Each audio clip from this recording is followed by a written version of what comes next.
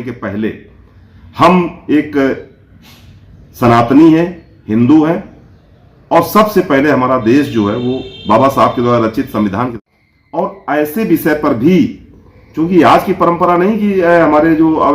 शंकराचार्य जी आज कोई नई परंपरा डालने जा रहे थे। ये परंपरा का हमें लगता है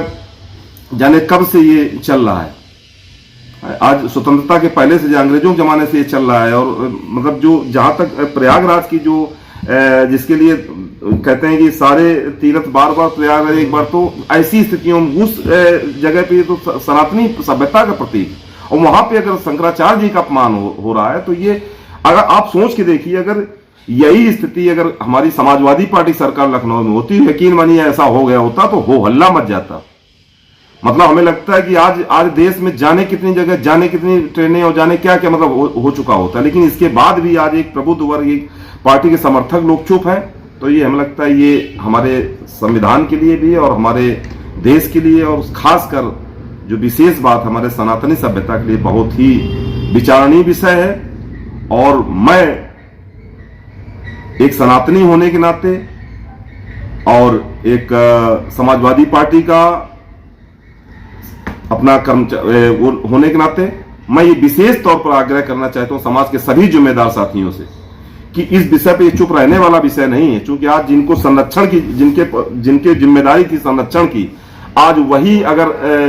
क्योंकि आप देखिए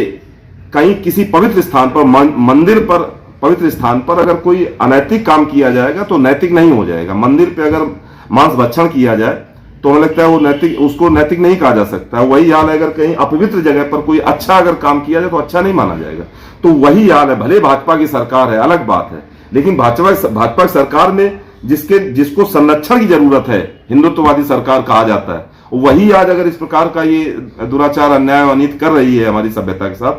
तो फिर सभी लोगों को इसका विरोध करना चाहिए। और मैं एक पार्टी का सदस्य होने के पहले एक सनातनी हूं, उस नाते मैं शंकराचार्य जी के साथ हूं, और हमें लगता है हमारा समाज, हमारे लोग, सभी लोग साथ होना चाहिए और साथ हैं। एक छोटा सवाल यह है कि अभी तक शंकराचार्य जी धरने पे बैठे हुए हैं, अगर वो मांग कर रहे हैं कि स्नान करने की, अगर उनकी मांग नहीं मानी गई तो समाजवादी पार्टी का रुख क्या रहेगा? देखिए, माननीय हमारे जो राष्ट्रीय अध्यक्ष जी, माननीय अखिलेश जी, पूर्व मुख्यमंत्री, वो तो डे फर्स्ट में ही जैसे ही उन्होंने सुना, ये परिलक्षित करता है कि किसका समर्पण है, किसका क्या स्थितियां हैं, सनातन के प्रति किसका समर्पण ज्यादा है, ये परिलक्षित होता है। जैसे ही उन्होंने सुना तुरंत वो प्रयागराज पहुंचे और माननीय हमारे जो पूजनीय शंकराचार्य जी हैं, उनके सहयोग में, उनके समर्थन में अपना जो भी वक्तव्य था वो दिया। तो चूंकि हमारे राष्ट्रीय अध्यक्ष जी ही उनके साथ हैं, तो हमारा पूरा परिवार,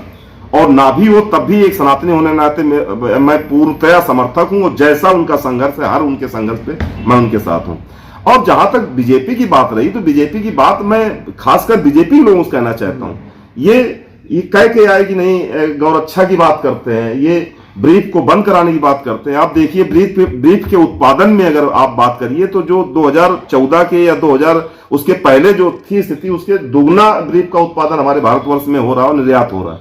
तो ये किस मुंह से आप बात करते हैं? जो हमारे शंकराचार्य जी यही तो बात कर रहे हैं कि आप ब्रीफ बंद कराइए, गौ हत्या बंद कराइए। तो ये बड़ा सोचनीय विषय, जो तथ्य लेके आए, जो विषय लेके आए, जिसके लिए इन्होंने, हिंदुस्तान की जनता ने इनको सत्ता दिया, आज उसी का ये विरोध कर रहे हैं। जो आज तक फर्जी प्रमाण पत्रों के आधार पर सरकार चला, जिन्होंने आज तक उन्होंने अपनी डिग्री न दिखा पाया, वो आज हमारे शंकराचार्य जी से, हमारे पूजनीय, जो हमारे समाज के जो सब